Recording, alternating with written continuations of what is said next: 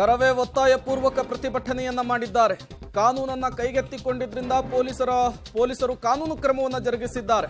ಕನ್ನಡ ನಾಮಫಲಕದ ಬಗ್ಗೆ trade licence ಕೊಡುವ ಕೆಲಸ ಆಗ್ತಾ ಇದೆ. ಬೆಂಗಳೂರಿನಲ್ಲಿ ಗೃಹ ಸಚಿವ ಜಿ ಪರಮೇಶ್ವರ್ ಅವರು ಹೇಳಿಕೆಯನ್ನು ಕೊಟ್ಟಿದ್ದಾರೆ. ಅಲ್ಲಾಗಿರುವಂತಹ ನಿಯಮ ಉಲ್ಲಂಘನೆಯ ಬಗ್ಗೆ ಎಲ್ಲರೂ ಕೂಡ ಮಾತನಾಡ್ತಾರೆ. ಬಟ್ ಅವರು ಹೋರಾಟ ಮಾಡ್ತಾ ಇರೋದು ಯಾಕಾಗಿ, ಆ ವಿಚಾರಕ್ಕೆ ಸಂಬಂಧಪಟ್ಟಂತೆ ಯಾವೊಬ್ಬ ಜನಪ್ರತಿನಿಧಿಗಳು ಕೂಡ ಮಾತನಾಡ್ತಾ ಇಲ್ಲ. ಕನ್ನಡ ಮೊದಲನೇದಾಗಿ ನಾನು ಸ್ಪಷ್ಟವಾಗಿ ಹೇಳೋದಕ್ಕೆ ಬಯಸ್ತೇನೆ.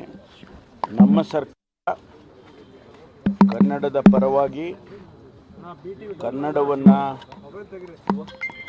ರಕ್ಷಣೆ ಮಾಡೋ ವಿಚಾರದಲ್ಲಾಗಲಿ, ಕನ್ನಡ ಯೋಜನೆಗಳನ್ನು, ಕಾರ್ಯಕ್ರಮಗಳನ್ನು, ಭಾಷೆಗಳನ್ನು, ಭಾಷಾವಾರು ತೀರ್ಮಾನಗಳನ್ನು, ಕನ್ನಡದ ಪರವಾಗಿ ತಗೊಳ್ತಕ್ಕಂಥ ತೀರ್ಮಾನಗಳನ್ನು, ಅದರ ಪರವಾಗಿ ಯಾವತ್ತೂ ಕೂಡ ನಿಂತಿದೆ ಅನ್ನೋದನ್ನು ಸ್ಪಷ್ಟವಾಗಿ ತಿಳಿಸ್ತೇನೆ. ಇವತ್ತು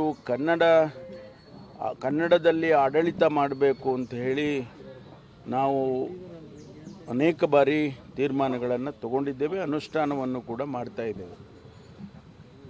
ಈ ಸಂದರ್ಭದಲ್ಲಿ ಕನ್ನಡದಲ್ಲಿ ನಾಮಫಲಕಗಳನ್ನು ಹಾಕಬೇಕು ಅಂತಕ್ಕಂಥದ್ದು ಈಗಾಗಲೇ ಸರ್ಕಾರ ಅದರ ಬಗ್ಗೆ ನಾವು ಎಲ್ಲ ಟ್ರೇಡ್ ಲೈಸೆನ್ಸ್ ಕೊಡುವಂಥ ಸಂದರ್ಭದಲ್ಲಿ ಅವರಿಗೆಲ್ಲ ತಿಳಿಸ್ತಕ್ಕಂಥ ಕೆಲಸವನ್ನು ಆಗಾಗ್ಗೆ ಸರ್ಕಾರ BBMP ಅವರೆಲ್ಲ ಮಾಡಿಕೊಂಡೇ ಬಂದಿದೆ.